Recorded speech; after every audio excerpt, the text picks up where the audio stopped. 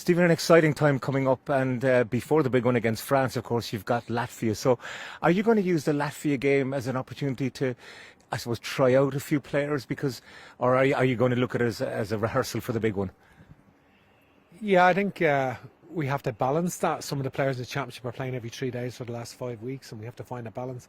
We want a strong performance against Latvia, and we're playing at home. It'll be a terrific crowd, and we want to have a good performance against Latvia and take the confidence from that going into the French game, which is a brilliant game for us. If it was two friendlies, I'm sure you might give two goalkeepers a chance, but because the French game is coming up, do you start with your number one, who at the moment is Bazunu, is that right? Or do you give Kelleher a game because he might need a game? Well, we've three good goalkeepers, obviously, Caoimhín, Mark Travers and Gavin Bazunu, and we've harsh on Max O'Leary being left out of the squad, who has been excellent for Bristol City. So it's that element of competition. They've obviously got games the weekend. A lot can happen between now and next week. So we'll decide on who plays, before the Latvia game. But we're fortunate. We've players with a lot of potential in goal and great characters, and it's great to have them. Is Bazunu your number one at the moment, though, because he is playing, albeit Southampton are struggling, he's playing regularly in the Premier League? Well, we don't have a number one. We have three goalkeepers competing for the position. Caoimhín played the last game in Malta.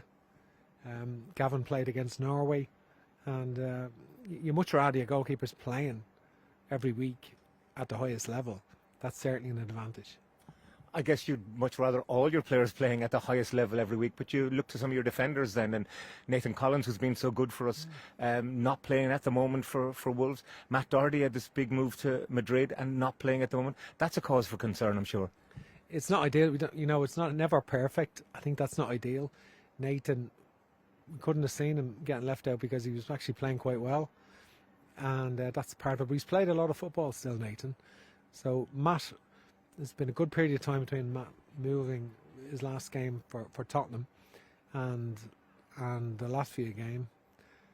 So it's been nearly 8 weeks. So that's a period of time, all right. So we these are things we all have to consider, and with great professionals, like, they all look after themselves brilliantly. But there is no substitute for match fitness. Robbie Brady not involved. That's a bit of a surprise because he has been playing. Yeah, well, hasn't been in the team recently. He played last night. But certainly, Robbie's a terrific player. There's no doubt about it. But obviously, Callum O'Dowda has probably been Cardiff's Player of the Year this year, in my opinion, and is doing very well. So, will any of these players be on standby? Have you decided, or is it a big enough squad to cover the two games? No. All of the players in the provisional squad are on standby. We have numerous players on standby because the game's the weekend. Of course, there's a full program last night with games, so you can't actually pick the squad till this morning, really, because obviously Adam Ida come off injured in the first half last night, and so we'll have to wait. He'll have a scan tomorrow, and he's been doing doing very well for Norwich, and it's great to have him back. So he's had a setback last night. He's on crutches this morning, so we'll see how he'll have a scan tomorrow, and we'll see how he is. I wonder, is it even fair to ask this question, but if Shane Duffy was fit because he's not playing, would you have included him in the squad? He would have been a strong candidate. I've been in contact with Shane, but unfortunately he's a calf injury. He's not been in the Fulham squad last week or this week, so he couldn't be included. Now, to look at the midfield, and you look at how well Josh Cullen has been playing for a team that look like they're on their way to the Premier League, how important is he going to be for us? And will you play him in both games, do you think? I can't promise I'll play him in both games, but to answer your question, against the French, Josh Cullen, it's very important. He's made that position his own. He's become, an integral part of the team, an important part of the team, and you can see him. You can see his growth over the last couple of seasons, and he's really developed and has that determination, brilliant attitude, and he's an important player for us. Talk to me about Mikey Johnston. His FIFA clearance has come through, and it's a player that I think you're excited about his potential. Will he get a game against Latvia at least?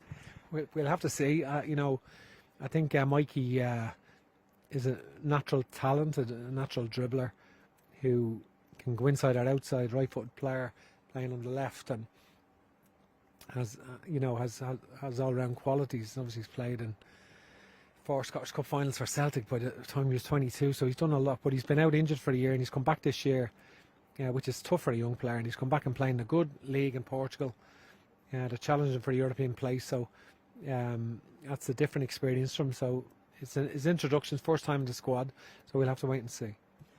I think people are very excited about Evan Ferguson, only 18 years of age, playing regularly and scoring in a very, very high quality league. Is it too early for him against the World Cup finalists? I think the profile of the strikers we have now compared to what we had, say, even 2 years ago is completely different. All of a sudden now we've got a lot of pace, and in our forward line, Chidozie Ogbenya has emerged, Michael Obafemi, Evan Ferguson, Adam Ida, although we're not sure he'll be fit, Troy Parrott, and now even Mikey Johnston. All of these players, individual talent with speed, and give us good options going into the games, and good options off the bench, which we will need, and that's important. You look at France and how good they were. Yes, they'll be without Paul Pogba. They've lost Varane and Lloris to retirement, but it's a huge start for us in terms of the competitive road ahead. Yeah, listen, over the last 2 World Cups, like France have won the World Cup 2018, lost this one on penalties, so they've been the best team in the world over the last 8 years, and phenomenal squad, 2 squads really. When they come here, it'll be electric next Monday, really, really special. I think not many people expect us to get a result. Most neutrals will, absolutely expect France to win. And so it's a big, big challenge for us, but one that we're very excited about, and one that we've prepared for a long time for, and one that will be ready. France played the Netherlands, of course, on the Friday before. I'm sure you'll be watching it. Is it a game you thought about maybe going to? I know you'll be in camp, but I mean, it's so important to learn as much as you can about them. Yeah, no, it is. No, obviously we've got to focus on ourselves. We've got important training sessions, so Stephen Rice will go and report, and obviously we'll see the game anyway. So it will be interesting. And of course, they have the capacity to make changes. So it's, but for us, we've got to focus on ourselves now and get ready for. Some of the players are playing on Sunday, and it's a quick turnaround to Wednesday then, because we're in on Sunday, and the Latvia game Wednesday is a good game for the players to reintegrate and get ready again. And it's a good lead-in time. We're happy with that. The lead-in time between Wednesday and Monday to get ready for France. Can I finally ask you about Tom Cannon, because he's been included in the 21s. He looks like a prospect, like so many, as you say, of our striking players. Was there ever a thought about bringing him into this squad and giving him senior, at least, experience of being around the squad? Yeah, I think Tom is obviously an Everton player, and he had been under 19s, but then the whole under 19 period was ruled out with COVID at the time. So he missed that, and he comes into the under 21s. I'm sure he's a big part of Jim Crawford's plans for the game in Turner's Cross, and next week. So he's certainly on our radar. And of course, we're at Preston because we've got Alan Brown, Robbie Brady, and Troy Parrott playing there, and we've seen Tom, and he threatens the last line. He's got speed, threatens the last line, and scored a couple of goals recently. So he's had a really good introduction to the Preston team.